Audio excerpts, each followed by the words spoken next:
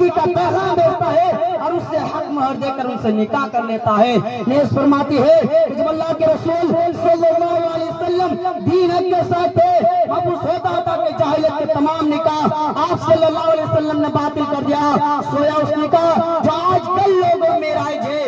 کہ اس حدیث میں معلوم ہوتا ہے کہ نبی کریم صلی اللہ علیہ وسلم اپنے زمانے میں نکاح کی جو صورت کو باطل کرا وہ صورت یہ تھی جیسے کہ آج ولی کی اجازت کے ساتھ باقاعدہ کے طور پر نکاح کیا جاتے ہیں۔ اور اس کے علاوہ ایک دوسرے حدیث میں حضرت عائشہ رضی اللہ تعالیٰ عنہ فرماتی ہے کہ رسول اللہ صلی اللہ علیہ وسلم نے فرمایا لا نکاح الا بولی، اور ولی کی اجازت کے بغیر نکاح کر لینا جائز نہیں ہے، اور ولی کی اجازت کے بغیر نکاح کر لینا جائز نہیں ہے۔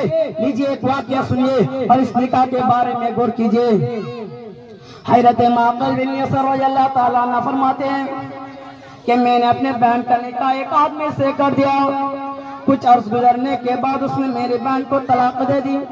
جب میری بہن کی عدت ختم ہوئی تو وہ دوبارہ نکاح کے ارادے سے آئے، لیکن میں نے اپنے بہن کا نکاح دوبارہ اس شخص سے دینے سے قسم کھا کر اقرار کر دیا، حالانکہ میرے بہن اس شخص سے دوبارہ نکاح نہ کرے۔ اس روایت اللہ تعالیٰ نے آیت نازل فرمائے، اس روایت اللہ تعالیٰ نے آیت نازل فرمائے وَإِذَا طَلَّقْتُمُ النِّسَاءَ فَبَلَغْنَ أَجَلَهُنَّ فَلَا تَعْضُلُوهُنَّ أَن يَنكِحْنَ أَزْوَاجَهُنَّ إِذَا تَرَاضَوْا بَيْنَهُم بِالْمَعْرُوفِ۔ جب تم عورتوں کو طلاق دو اور جب وہ اپنی عدت پوری کر لیے تو انہیں اپنے پہلے شوہر سے نکاح کرنے سے نہ روکو، جب معروف طریقہ سے آپس میں نکاح کے لیے راضی ہو۔ حضرت معقل بن یسار رضی اللہ تعالیٰ فرماتے ہیں کہ اس آیت کے نزول کے بعد میں نے کہا اللہ کے رسول صلی اللہ علیہ وسلم میں ضرور ان کا نکاح آپس میں کر دوں گا۔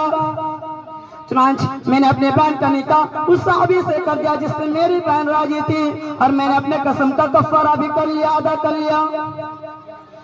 تو لو میرج ایک ہی دن کا نتیجہ نہیں بنتا، بلکہ لو میرج ایک ہی دن کا نتیجہ نہیں بنتا، بلکہ لڑکا لڑکی کا آپس میں ایک دوسرے کو دکھانا، بات چیت کرنا، ملاقات کرنا، تنہائی میں باہم ملنا۔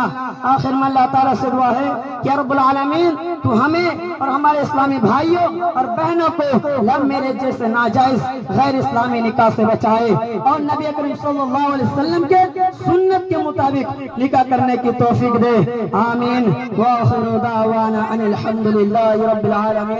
السلام علیکم ورحمۃ اللہ وبرکاتہ۔